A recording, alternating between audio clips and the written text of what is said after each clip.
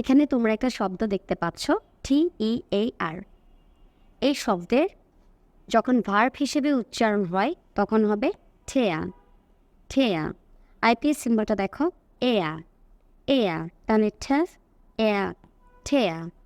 Verb হিসেবে এর অর্থ কী বোঝায়? ছিঁড়ে ফেলা, ঠেয়া। আর যখন একই শব্দ নাউন হিসেবে অর্থ প্রকাশ করবে তখন উচ্চারণটা হবে ঠিয়া, ঠ ইয়া, ঠিয়া, ঠ ইয়া, ঠিয়া।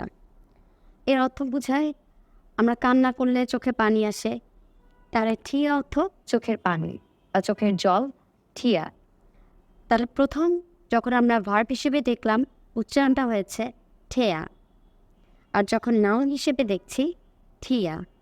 এটা মনে রাখতে হবে, বানানটা একই হওয়ার পরেও আমরা যদি উচ্চারণটা না জানি তাহলে কিন্তু আমরা অর্থের পার্থক্য বুঝতে পারবো না। এখন আমি সিম্বলগুলো একটু দেখাচ্ছি যেন তোমরা ক্লিয়ারলি বুঝতে পারো। দেখো, প্রথমটা হলো ইয়া, ইয়া। ইয়া সিম্বল কোথায় ছিল? ইয়া সিম্বল ছিল চোখের জল হিসেবে যখন বলেছি, ঠিক আছে? আমরা কান্না করলে কি চোখের পানি আসে, তাহলে চোখের পানি যখন তখন ঠিয়া, ঠিয়া, ইয়া।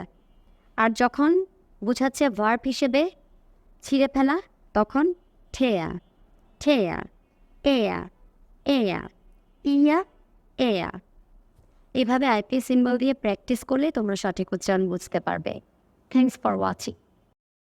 Thanks for watching.